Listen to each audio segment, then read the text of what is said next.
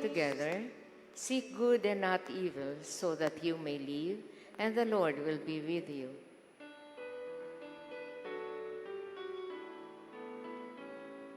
Glory to you, Word of God, Lord Jesus Christ. My dear sisters and brothers, the Lord be with you. And with your spirit. A reading from the Holy Gospel according to John. Glory to you, O Lord. At that time, Jesus left Samaria for Galilee. For Jesus himself testified that a prophet has no honor in his native place. When he came into Galilee, the Galileans welcomed him, since they had seen all he had done in Jerusalem at the feast, for they themselves had gone to the feast. Then he returned to Cana in Galilee, where he had made the water wine. Now there was a royal official whose son was ill in Capernaum.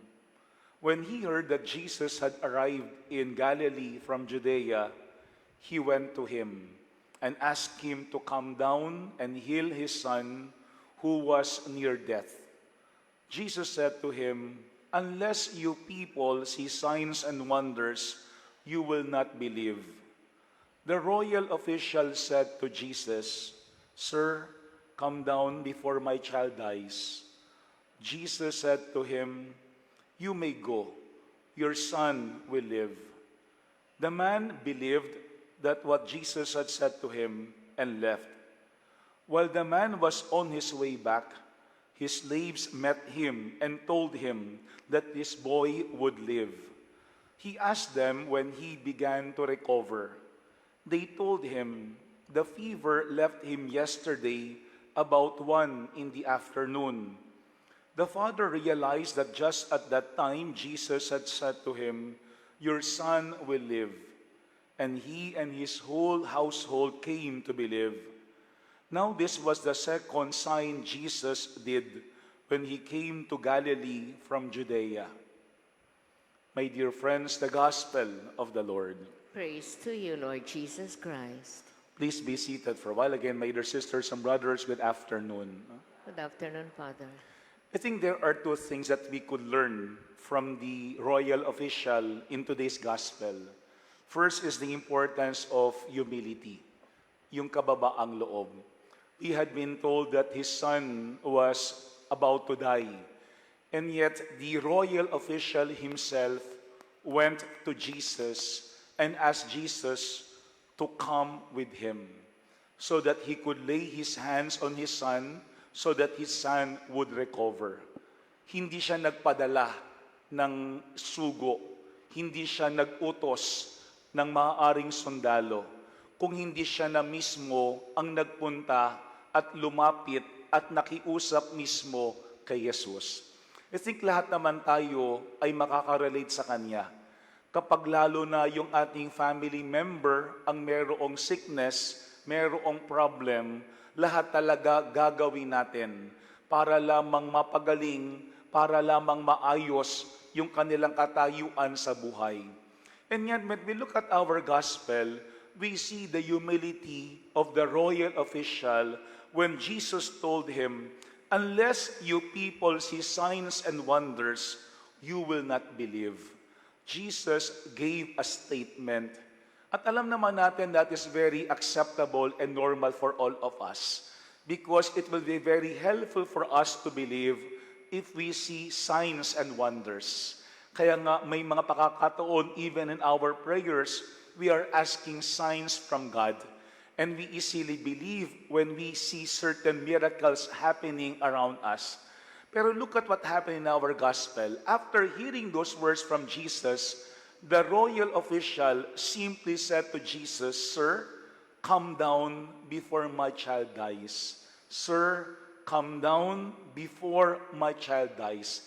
Hindi siya nakipag-argue kay Jesus. Hindi niya sinabi kay Jesus, "Ikaw na nga yung nilalapitan, ikaw pa ang may lakas ng loob para sabihin sa akin ang bagay na yan. Baka hindi mo ako nakikilala. Baka hindi mo alam kung sino ako."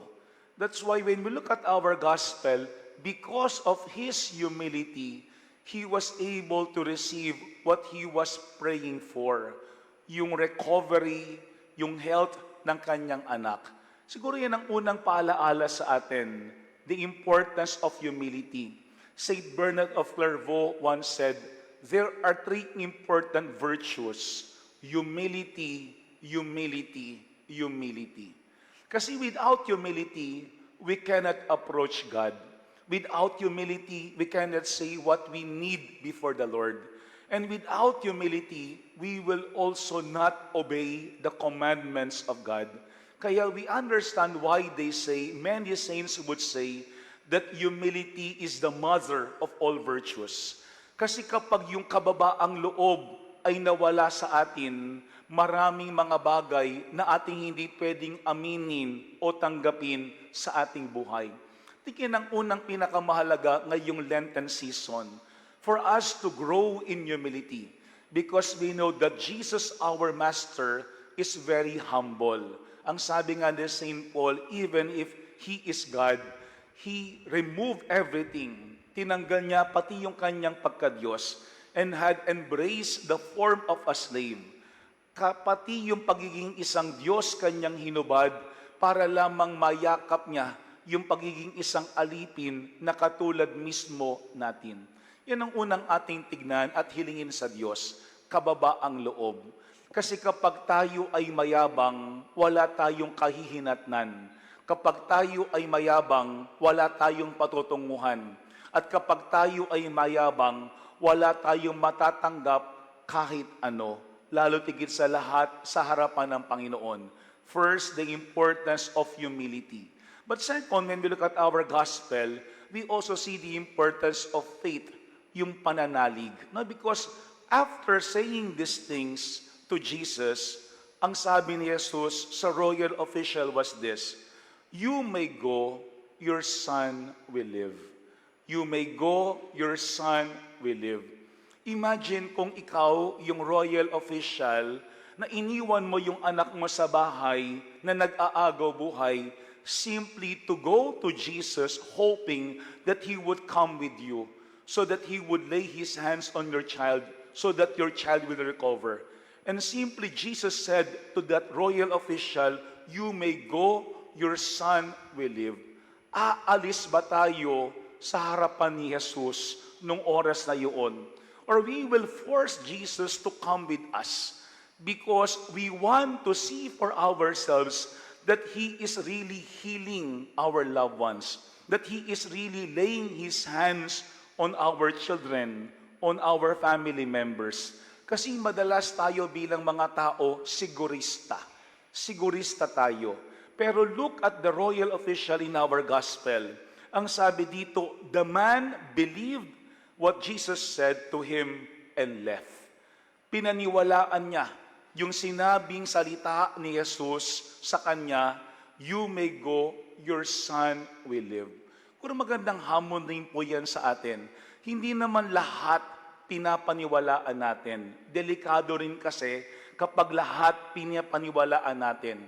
Pero maganda ding ating tingnan, do we really believe in the words of Jesus, not only because He is very compassionate, but also because we know He is very powerful, that He can change our life situation, that He could also give us healing that we had been praying for. Kasi baka may mga pagkakataon din, ang dali-dali nating maniwala kung kani-kanino. Pero ang tanong, yung bang ating pinapaniwalaan ay may kakayanan? Kasi baka yung ating pinapaniwalaan, wala naman talagang kakayanan. Baka yung ating pinapaniwalaan lamang ay may kayabangan. Kasi maraming mga tao palaging nangangako na kayang ayusin, kayang baguhin, kaya tayong bigyan ng bagong pag-asa. Pero baka ang kanilang mga sinasabi ay puro yabang lamang. Pero wala talaga silang kakayanan para ayusin yung ating buhay. Unlike Jesus. Ito yan ang pangalawang point ng ating gospel. We cannot believe in the words of Jesus unless we know Him. Unless we already have an experience on how Jesus can change our life and the life of our family members. Alam po nyo, merong isang santo, si St. John Baptist de la Salle. Ang sabi niya, do not worry about tomorrow. Put everything into the hands of God because He will take care of you. He will take care of you. Baka ang dami-dami nating worries, ang dami-dami nating mga anxieties because we are putting everything in our hands. The question is, do we really know God? Talaga bang ating kilala ang Diyos? Because once we say that we know God, definitely we would trust Him. We would believe in whatever He would say to us.